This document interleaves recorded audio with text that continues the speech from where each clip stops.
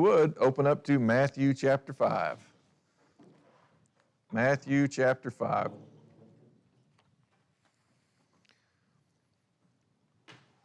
By way of kind of quick reminder, as of course Matthew 5 opens up with the Sermon on the Mount, and you start running into these statements of blessed are those or blessed are thee, and start to list off these qualities or characteristics that are listed here that God will respond to in a very specific way. And whenever it uses this word blessed, blessed at the very heart of the Greek word is about longevity. It's about length of time, although, as we've already noted before, with these beatitudes, these attitudes to be present, not all of these blessings are things that are eternal. Some of them are very lengthy. Some of them are earthly in one sense. You think about to the statement of blessed are the gentle, for they shall inherit the earth. It's like the earth's not going to last forever, and we're glad for that. And yet at the same time to go, some of these promises are eternal. Blessed are the poor in spirit, for theirs is the kingdom of heaven. And going, that's an eternal promise. And to go, when these qualities are present, God is going to respond to give what He has promised. And to know God is the one who stands behind these blessings. They're not things of going, hey, if you just go do this, it'll all work out just fine. But going, here's God who's stepping in. And like the things that we looked at, what's going to be the outcome of the Lord's dealings? We looked at Job. We looked in terms of what Mary was looking at within herself about saying, man, I've been blessed by the Lord. He says, and it's because of His doings with me, not what I've done. I have the capabilities of doing myself. I mean, I can't make myself have a child that's going to be God with us. To go, this is the dealings of God. And so realizing when we see these terms, blessed are, of going, this is what He has promised. Think in terms of blessed are the poor in spirit. Here's someone who is willing to listen and let it affect them on their actions and what they do. And Jesus, notice He doesn't say, theirs will be the kingdom of heaven. He says theirs is, present tense. Now, just by way of quick review, let's just read through these first few verses of Matthew 5. Just look at verse 3 to start. Blessed are the poor in spirit, for theirs is the kingdom of heaven. Blessed are those who mourn. We're talking about the spiritual side.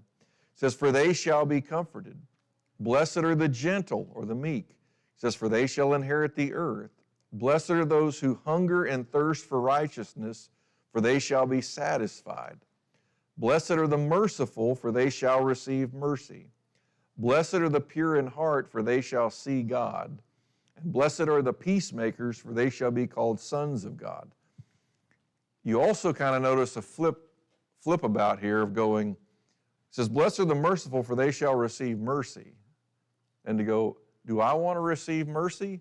Then how do I need to be responding to others? I'm going to have to be full of mercy to receive mercy. Not just sometimes be merciful, but to go, merciful is the idea of being full of mercy. To withhold from someone something negative that they deserve. That's what mercy is. I mean, when somebody's rude to you, merciful is, I don't snap back and I don't be rude back. Now, that's what you've earned. By your actions, that's what you've earned, but it's not for me to give that to you. It's for me to show mercy because I want to be shown mercy. So you notice through every single one of these, and some of them you think, you see the way that they can go in a different direction. Blessed are the pure in heart, for they shall see or understand God. Going, see Him now and be with Him forever, to see Him. But the idea is pure in heart, the opposite.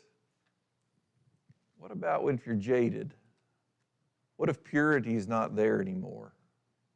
What if all of a sudden we have mixed motives on things? He says, are you really going to be able to see God's hand at work whenever our motives aren't in line with Him? So you understand how you can break all these down a little bit further. And with every single one of them, blessed are the peacemakers, for they shall be called sons of God. The difference between a peacemaker and a peacekeeper is quite different, isn't it? Someone who's a peacekeeper is someone who's already in the midst of peace going on, and they're just continuing that forward. Someone who's a peacemaker has to step into turmoil and then establish peace. And isn't that exactly what Jesus did in his death, burial, and resurrection? It's not as if we already had a fine relationship with God, things were going well.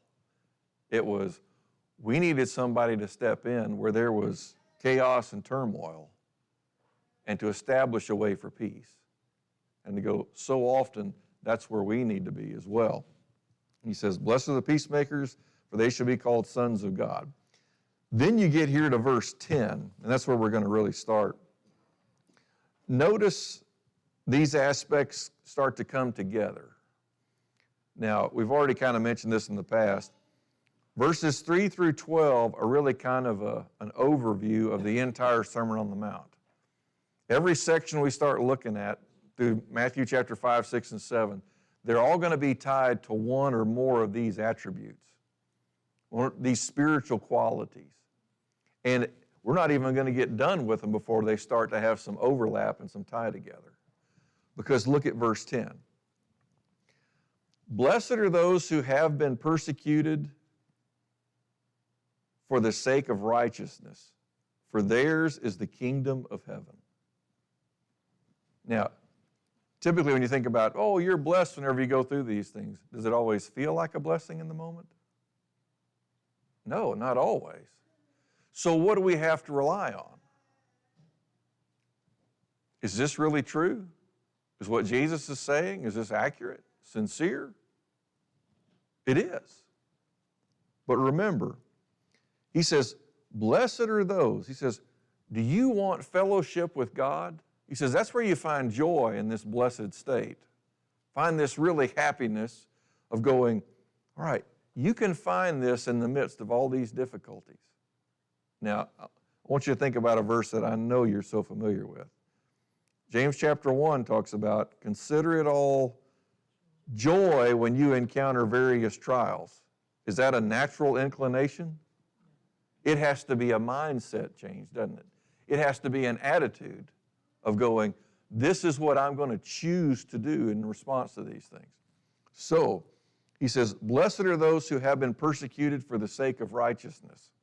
Now notice, we're not dealing with all persecution here, right? This is a persecution based upon what? Because you were striving for righteousness. Now, think back to an earlier beatitude. Blessed are those who hunger and thirst for righteousness. It says, for they will be satisfied. Now, think about this.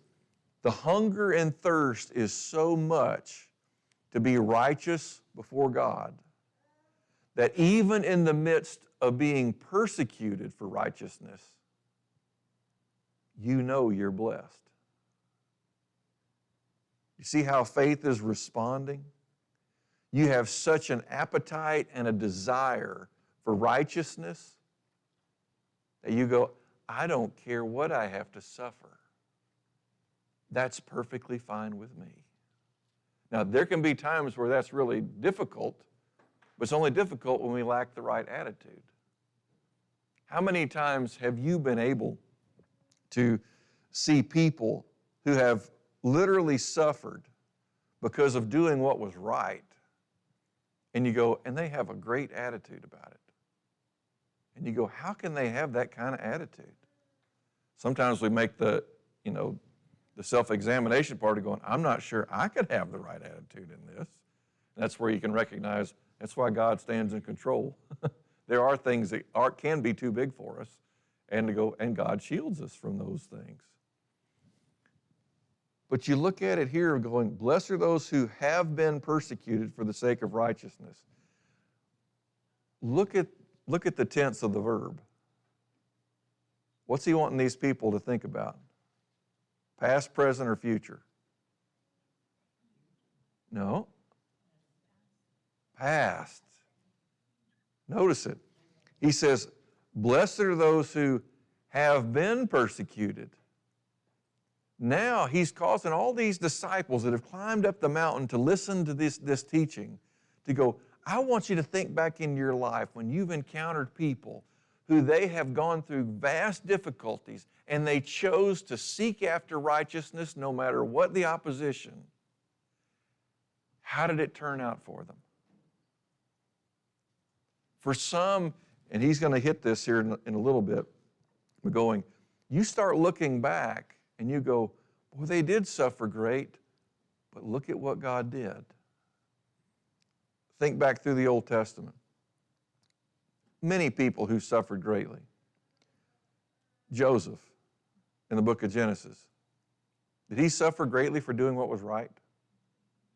How did it turn out for him? Amazingly well, right? Gets reunited with his own family that sold him off. He gets to be basically number 2 in the strongest empire on the planet at the time. And he gets to live out his days there with his own children and even his grandchildren. Maybe you think about Old Testament men like Daniel. I mean, was Daniel's life not very difficult? Imagine as a young man being taken away from your own country and taken into captivity, but what does Daniel focus on? He's going to do it in a righteous way. Does that mean there's no difficulties? I mean, because he's praying to God and these other governors come up with this plan, Daniel gets thrown into a lion's den. And yet, who provides? God does. And you realize, because he was striving for righteousness, Joseph striving for righteousness, even whenever his own boss's wife is trying to, lure him into this sinful situation, and Joseph says to her, how can I sin and do this to God? How can I sin against God and do this with you? Here's righteousness holding in balance, and you see this hunger and thirst for righteousness and go, and look at how it turns out. Now, we'll go ahead and flash forward to something those listeners on the mountain didn't know about yet. You take Jesus. How strong is his hunger and thirst for righteousness? I mean, it's as high as it can possibly go. And yet, does he deal with persecution?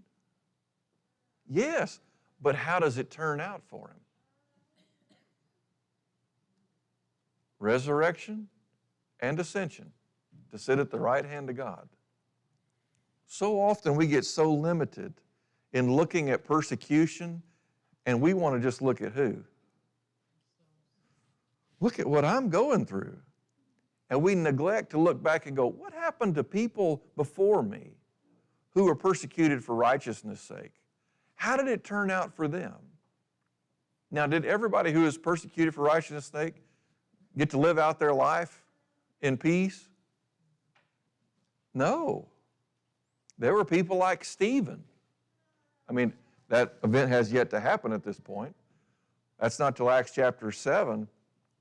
Stephen makes this statement for the Sanhedrin court, and what does he get for it? He gets stoned to death. And you go, but is his not the kingdom of heaven? Think about, for Joseph, wasn't his the kingdom of heaven? For Daniel, wasn't his the kingdom of heaven? And you go, am I really going to have this desire to do what's right no matter what the cost? Because if that's the desire, what is Jesus' promise? The blessing is you will be satisfied. What will be more satisfying than being able to praise God around his throne and to be with him for eternity? What will be more satisfying than that? Nothing. Nothing that we might have to endure in these days, right? No matter what the sickness or situation or detriment is, to do what's right. And Jesus is trying to take these disciples that have come to listen to say, you need to rethink about what you've learned in the Old Testament. For them, the Scriptures. Then, verse 11. Now he changes to deal with present tense. Verse 10 is about all those who have been persecuted for the sake of righteousness. Theirs is the kingdom of heaven. Notice once again, he doesn't say theirs will be the kingdom of heaven. He says theirs is right now. Verse 11. Blessed are, now he says, let's deal with where we are now. He says, now let's come to present tense. So, he says, blessed are you when people insult you and persecute you and falsely say all kinds of evil against you because of me. Now, in verse 10, what was the longevity of that blessing?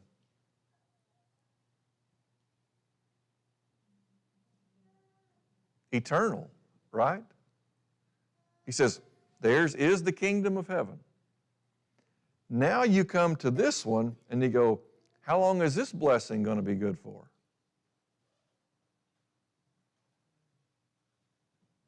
Well, it depends on how long we hold to it, right? It's dependent upon our responses and our attitudes.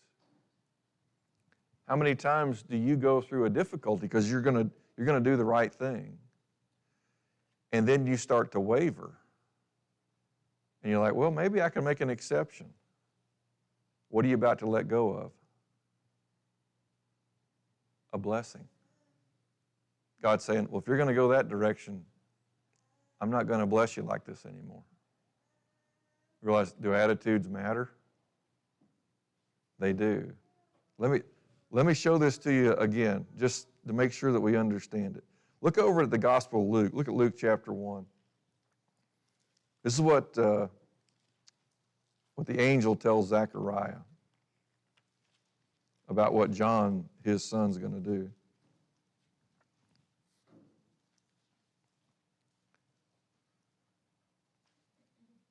I want you to look down at verse 17. Just want one statement here.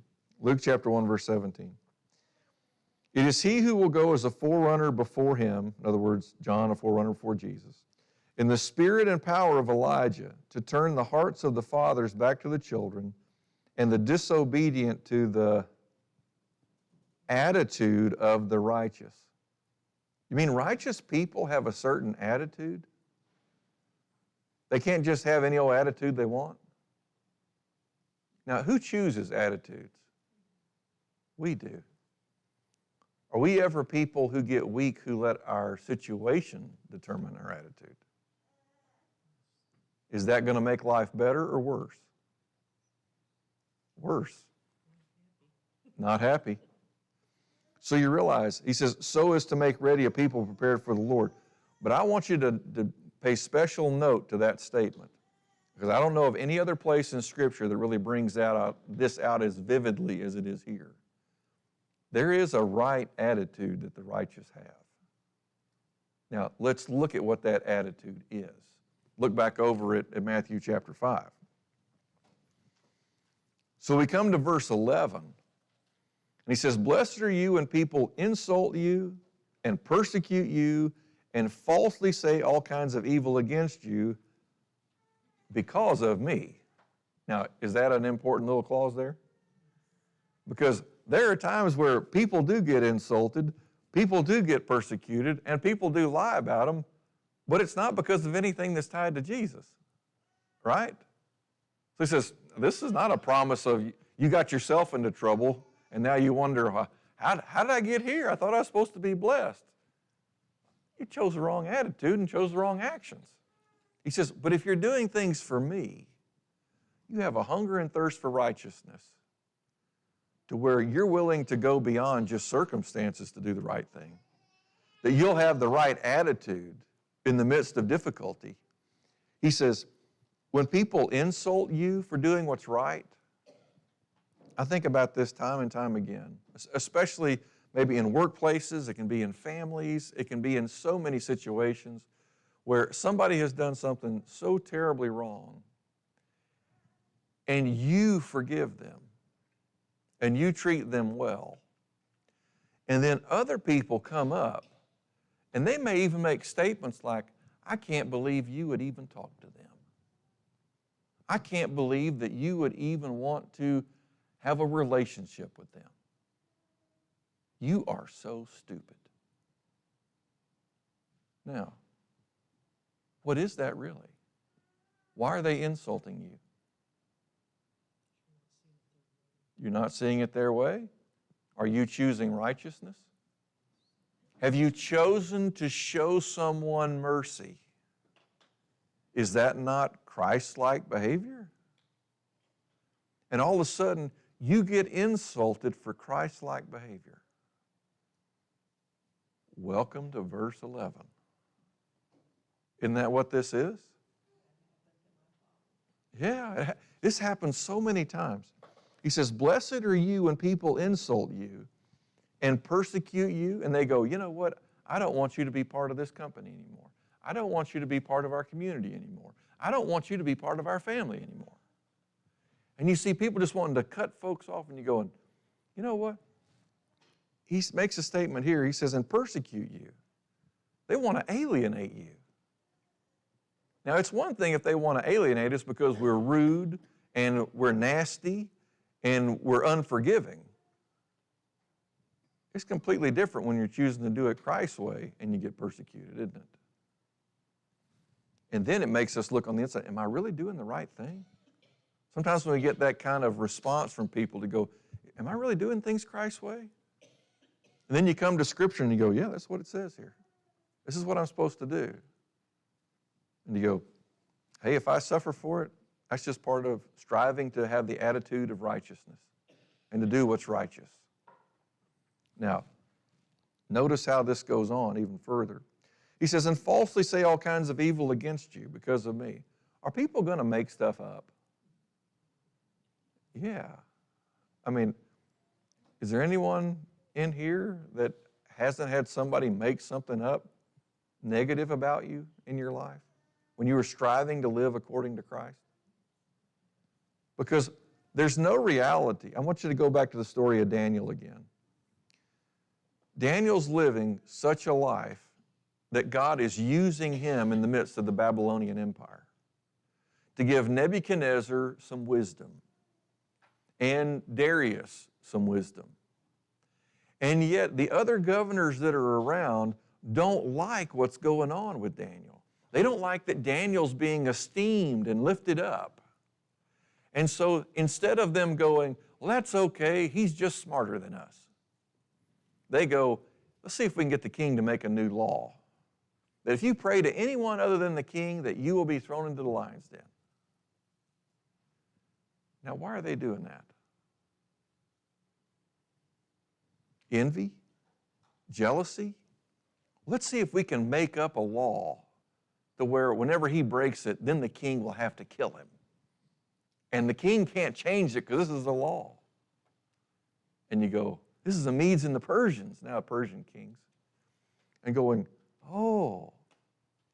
And you realize, falsely say all kinds of evil against you. When they went to the king, they were saying, you know what, you're the one that should be worshiped. Now, he was going to have to learn his own lesson about that. It was coming. But at the same time, oh yeah, anybody who doesn't pray to you, they're just evil and wicked. Isn't that a false statement? Sure. So you see, they falsely say all kinds of evil against you because of me. Now, here's where we come back to the New Testament. Can you imagine? I mean, here we are just a handful of verses into this lesson, and here you are, you climbed up the mountain to hear this and to go, I'm going to be persecuted because of you? Time to start doing some soul searching, isn't it? Do I really have this thirst and hunger for righteousness? Even in the midst of difficulty?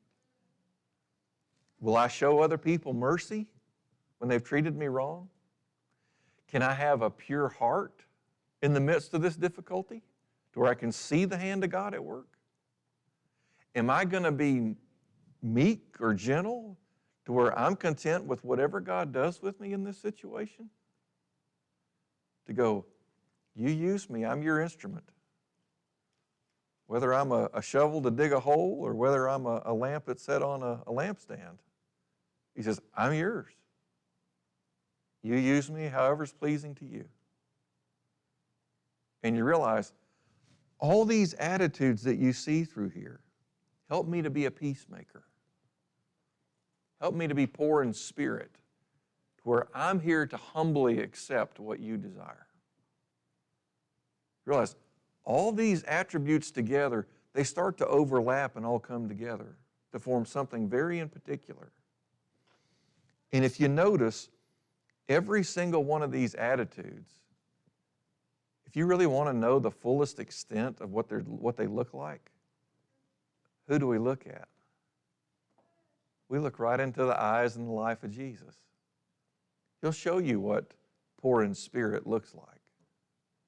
He'll show you what it means to mourn over the sins of other people, to where you respond, to try and show them life. He'll show you what it's like to really hunger and thirst for righteousness. He'll show us what it's like to be meek and accept whatever God does with you. You notice too, peacemaker. No greater peacemaker than Jesus. And that's why he is the Son of God. Now, notice how this continues, verse 12. What's the righteous attitude in the midst of all these things going on in our lives? He says, rejoice and be glad. How in the world is that possible? Now, I want you to think about what's really here. Blessed is about longevity. Blessed is about sharing in this relationship with God that brings you joy, and to go in the midst of these things of keeping the commandments of God, of going rejoice and be glad. I can find joy in it because that's really the desire for righteousness. Now, when we get to chapter 6, it's going to be about here's how not to go about righteousness. It's not for show. Because if you're doing it for show, it's just for man, and God doesn't care about your righteousness because it's yours, not his. He says, rejoice and be glad, for your reward in heaven is great. He says, now you're finding the reward. He says, and you'll find it later too. He says, you're blessed here. He says, the reward will be great.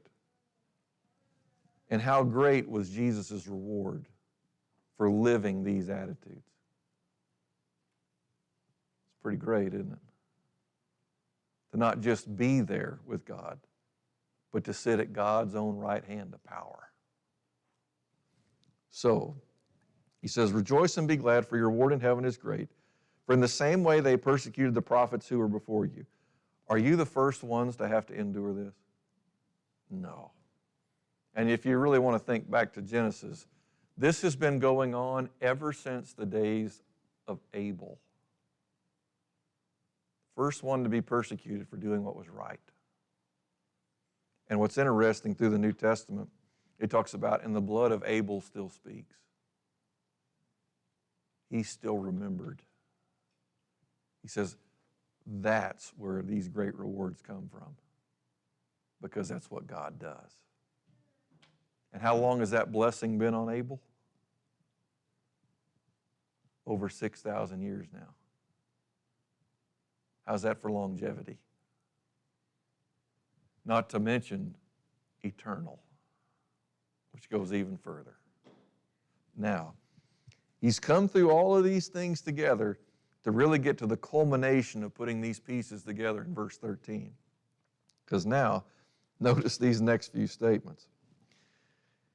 He says, you are the salt of the earth, but if the salt has become tasteless, how can it be made salty again?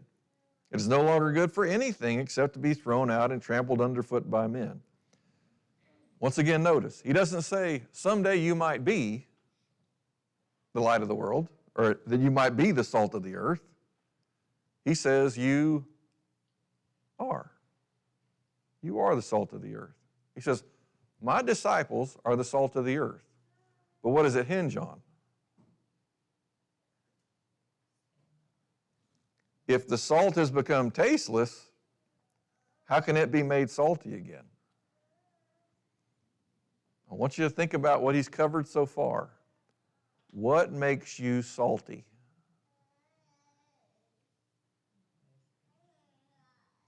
All these attitudes that he's just been talking about. Because what happens when we no longer have a pure heart? What happens when we're no longer merciful? What happens when we no longer have a desire and a hunger and a thirst for righteousness? What happens when we won't accept what God is doing with us? What happens when we don't want to listen to what God says with humility, to be poor in spirit?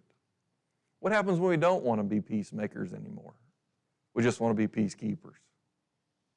How many people have gone astray because they just wanted to keep the peace, and they start to drop the standard of being Christ-like? And what happens? The blessing ends right there, because they're no longer going to do it according to Christ. Now, if you notice, all these attributes together that he's just talked about is what it means to be salt. A salt that actually makes a difference. Because, well, I'll ask this question. This is on a very physical level, so take it that way. What foods can you not stand to eat without salt? Any of them.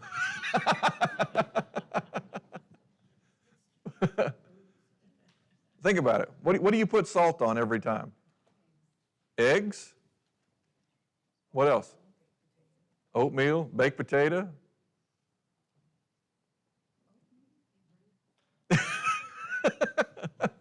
Hamburger?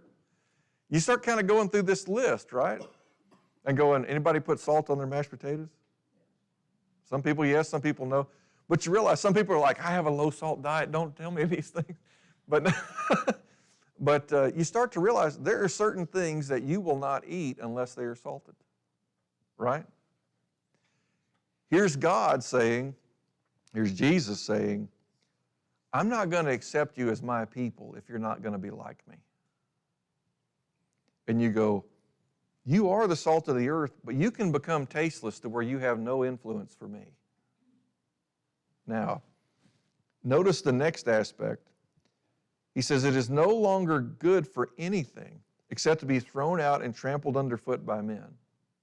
Now, in the land of Palestine, it's coldest in January and February. And it's rare, but it's not unheard of for ice and snow to come in.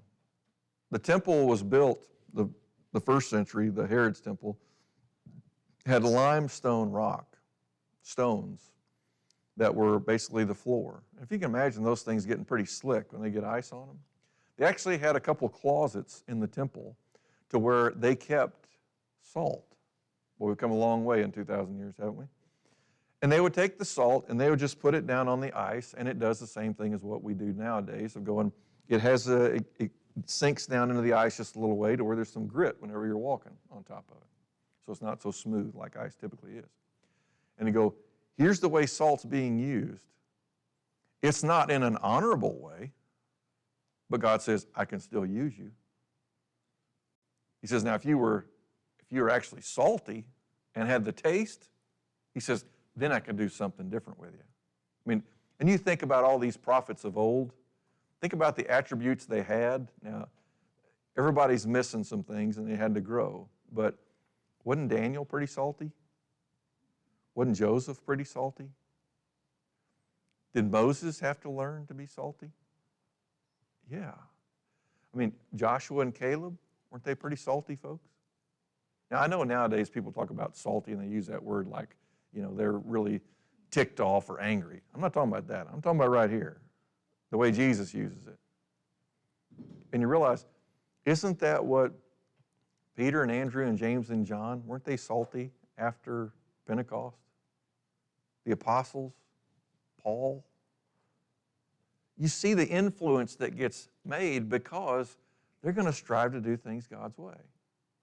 He says, you are the salt of the earth, but if the salt has become tasteless, how can it be made salty again? There's going to have to be an attitude change. That's how it's going to happen. But if the attitude's not going to change, guess what? I'll still use you, but it won't be pretty. He says, people are going to trample all over you, but I'm still going to use you for what I want you for. But it won't be for your honor. Now, and you think, oh, wow. Then, and let me just give you another thought here. Look over at Titus chapter 1.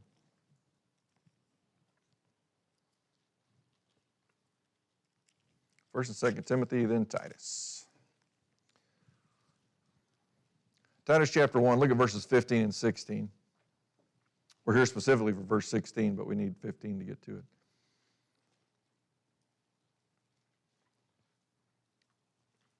And look at what's brought out here. Titus chapter 1, verse 15. To the pure, all things are pure. Oh, really? Isn't that kind of similar to what Jesus said? Blessed are the pure in heart, for they shall see the pure God. Now, he says, to the pure, all things are pure, because they only process things in terms of what is righteous. Right? That's what's so wonderful, I think, about with kids. Maybe you remember being young and you saw a movie and you thought it was great, and then you get a little bit older and you go, I want to show this to my kids or my grandkids. And then you start watching the movie and you go, this movie's terrible. And you go, whenever you were young and you watched it, you still had purity. And so all you saw was the pure aspects of it. You didn't see the filth. But now that you've matured, you go, oh, that's not pure. Turn this off. So you understand, to the pure, all things are pure, because that's the way they're going to look at things. Then it doesn't mean, okay, you can do whatever you want. It's like, I'm going to stay away from things that are impure. He says, but to those who are defiled, there's impurity, and unbelieving, nothing is pure. What can man tarnish? Everything. That's the right answer. Everything. Some great invention comes out, doesn't take long, man will find a way to use it, and something that's terrible. You go, man, it says to the defiled and unbelieving, nothing is pure, but both their mind and their conscience are defiled. The way they think, their thinking process mind is defiled. He says, and even their conscience about what's right and wrong gets defiled. It all gets messed up whenever there's not purity. No wonder Jesus says, blessed are the pure in heart, for they shall see God.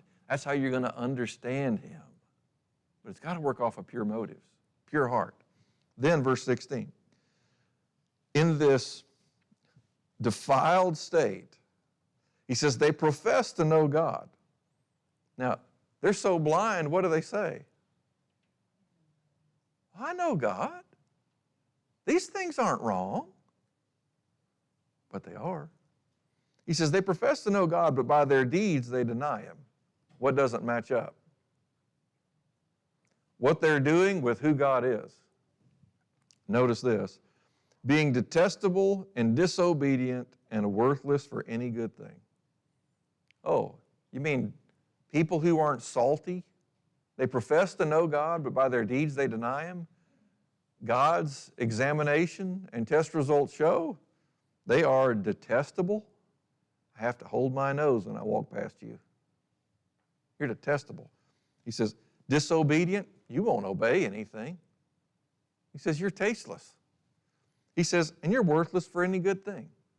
He's like, I can't use you. You're not mine. When you think of the statement of worthless for any good thing, isn't that just like what Jesus is saying back here in Matthew chapter 5? To go, no longer good for anything. He says, except to be thrown out and trampled, just to get trampled upon. Then verse 14 comes along, and he starts to move it on even further. Matthew chapter 5, verse 14. You are the light of the world. Now, once again, notice, he doesn't say you will be. He says you are.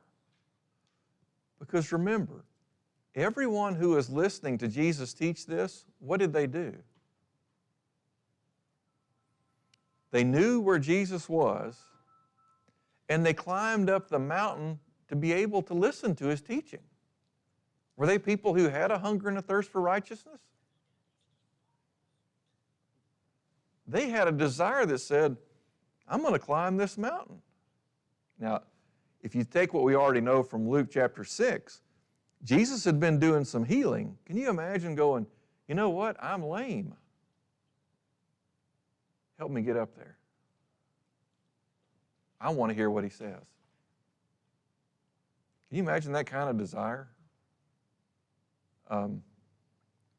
You start looking through these examples of how many times people make unwarranted excuses for why, oh, I can't go.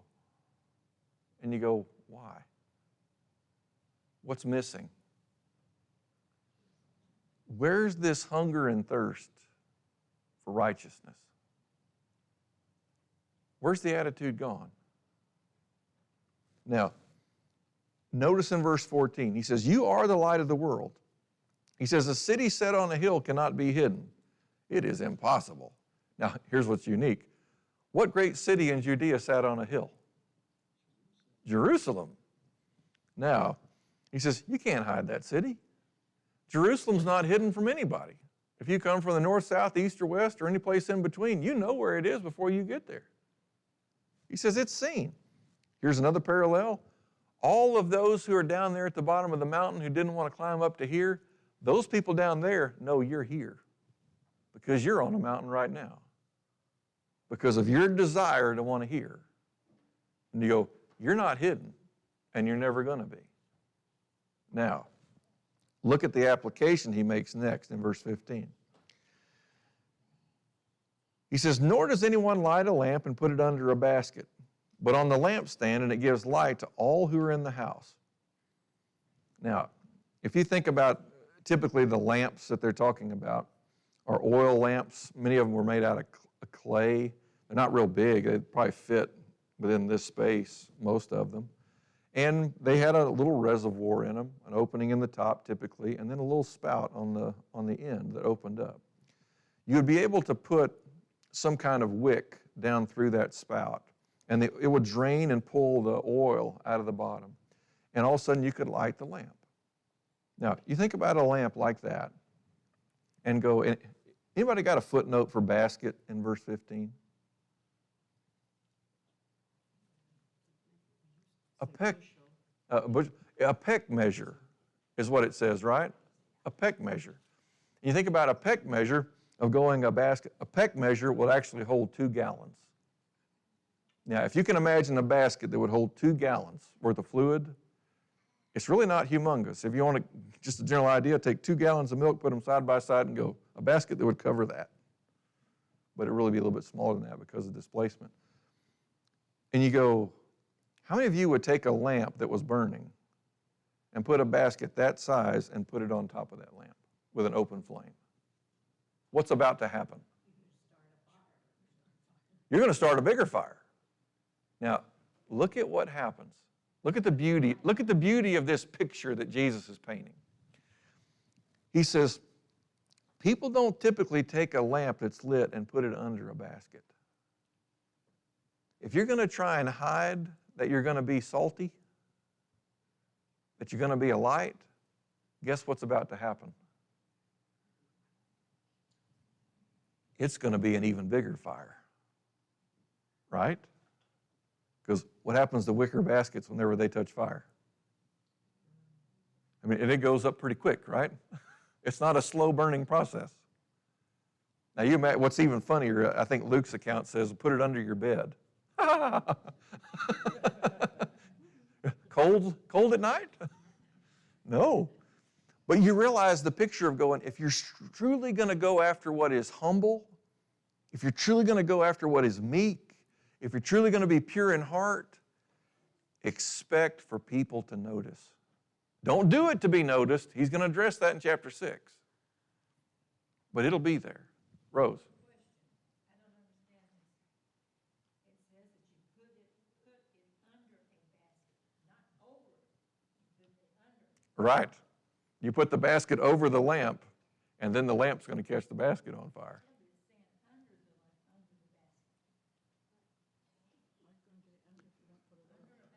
All right. Notice it closely. He says, does anyone light a lamp and put the lamp under the basket? The lamp is under the basket. The basket covers the lamp. Right. So, notice how he continues. He says, typically you don't do that, but where do you put the lamp? On a lampstand. And I've actually seen some pictures of lampstands from the first century and realized it's kind of like saying, you know, what does a lamp look like in America in 2024? Variation, right? Just in general, a lampstand would stand up anywhere between 3 and 4 feet tall. And then you'd put your lamp on top of it. And it was a secure bottom so that not going to teeter very easily. But to put it, and the idea is the lamp goes up that high so that what happens? You light up the whole space, right? He says you light up the whole house. Now, for them, their houses might be one room, and if you're really doing well, you might get two. So don't think like the way we think of house. But here they are and going, who else is this light going to affect? Who dwells in your house?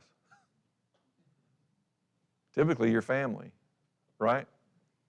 He says, you do this, it'll have an effect on your family. What about Jesus? Did Jesus' life have an effect on his own family? Yes. How did his family begin to think about him when he started? He's out of his mind. But then whenever it's all said and done, they turn to faith. Now, you think about that aspect. They get to see light right there. Even to grow up together with Jesus didn't have an effect on them until later.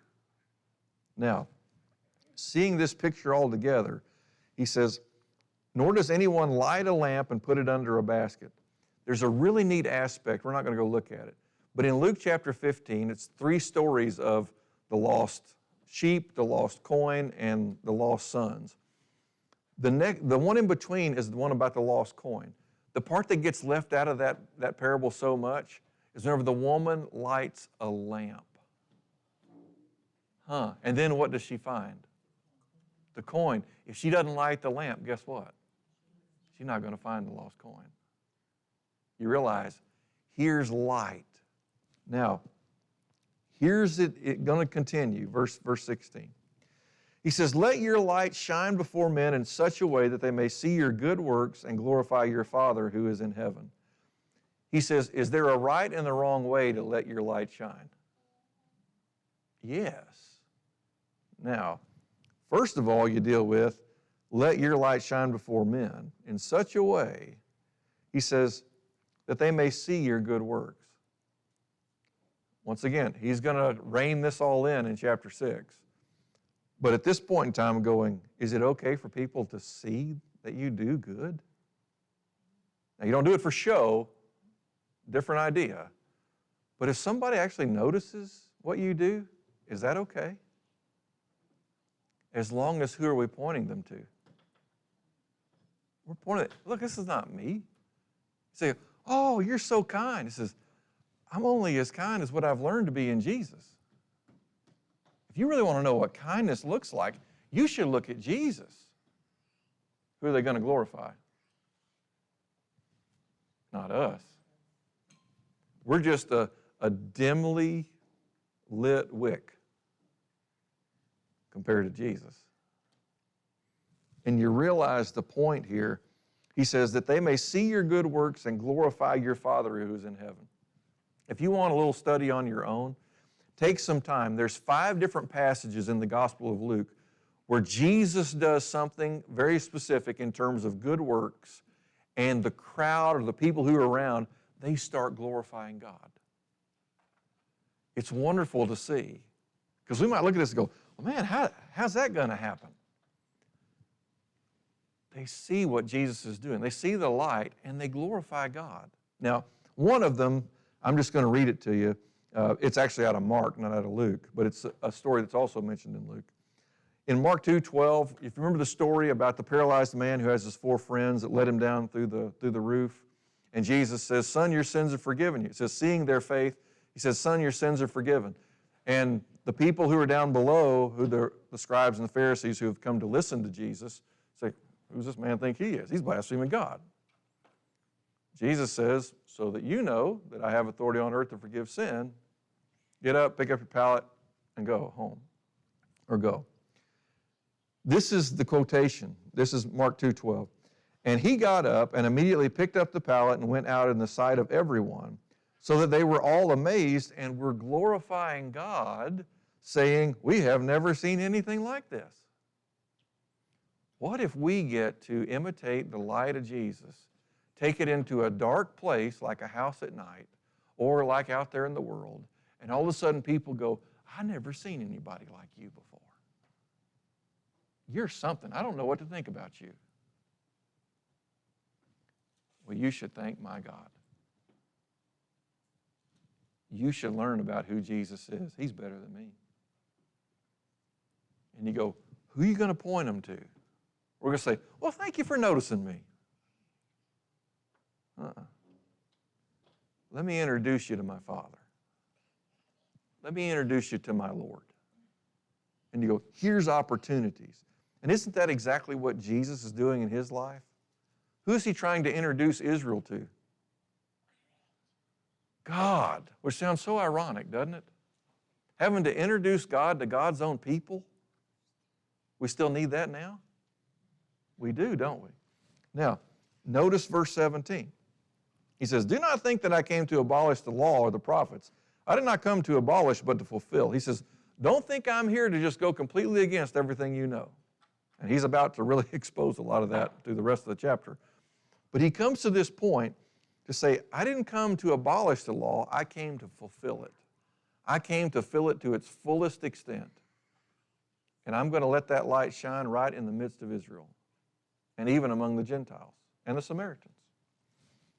Then, verse 18, he says, for truly I say to you, until heaven and earth pass away, not the smallest letter or stroke shall pass from the law until all is accomplished. He says, we can't take away the old covenant until somebody lives it perfect. What a great introduction. Because guess what he's about to do? Here comes the salt and light of Jesus.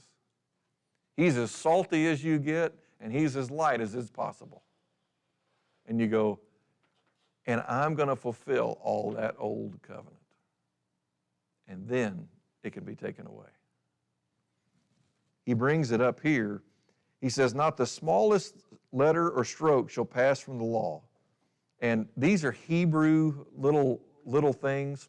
The word is a jot, or it's like a yod in the Hebrew, of going, it's the smallest little writings of a letter. It's actually the smallest letter in the Hebrew alphabet. And you go, we would say, if you think about the smallest letter in the English alphabet, maybe the letter I. It's kind of a debate maybe. But going, the dot of the I, the cross of the T, but then it goes even further because he says, or stroke. And this is literally the word tittle, T-I-T-T-L-E.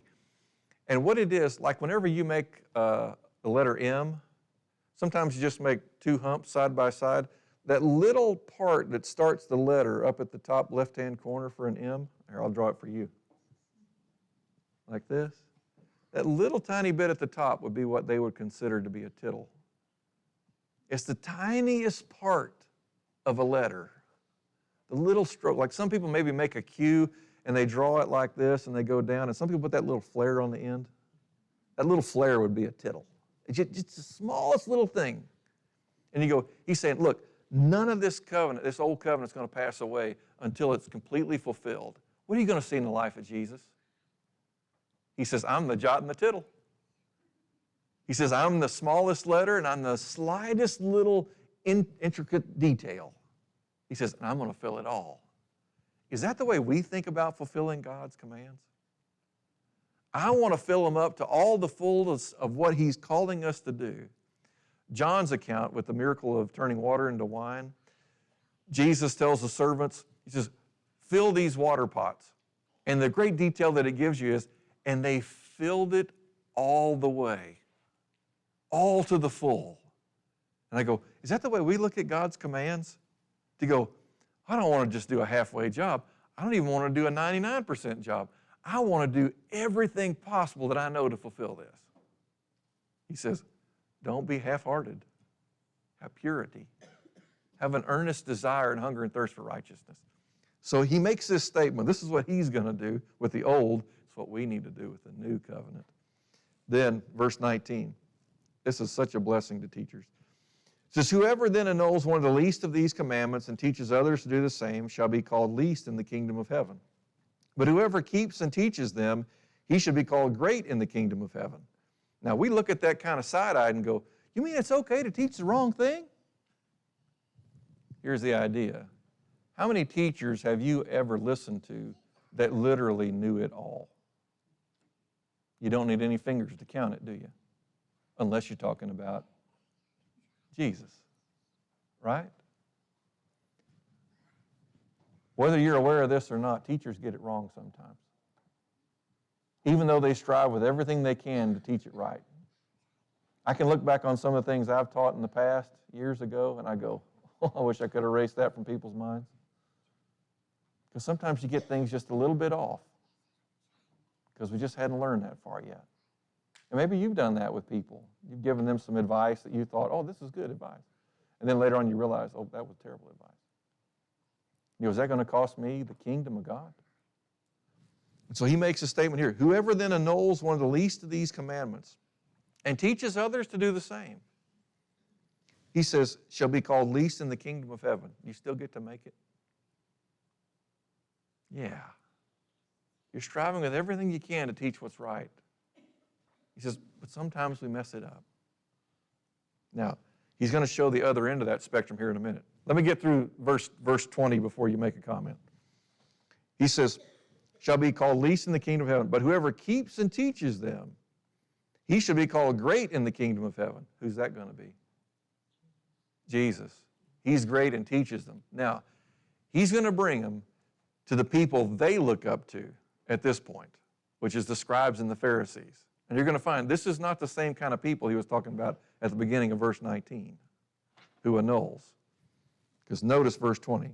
For I say to you that unless your righteousness surpasses that of the scribes and Pharisees, you will not enter the kingdom of heaven.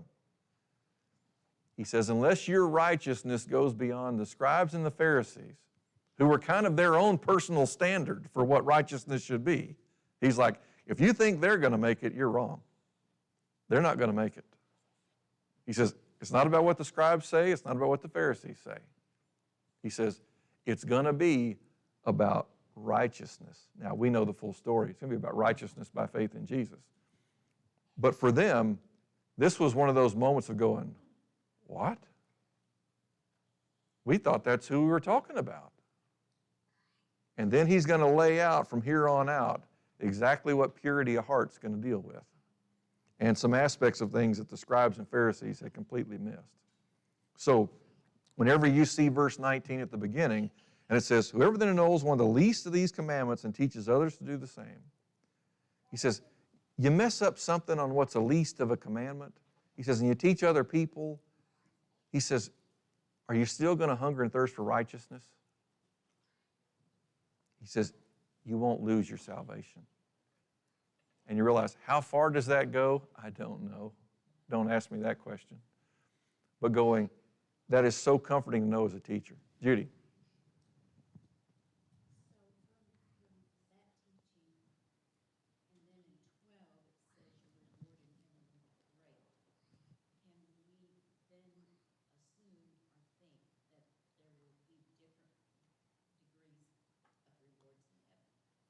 Actually, you can go through and think through a lot of things on that. I'm personally am one who goes, if there are rewards in heaven, that'll be great then. I just want to make it.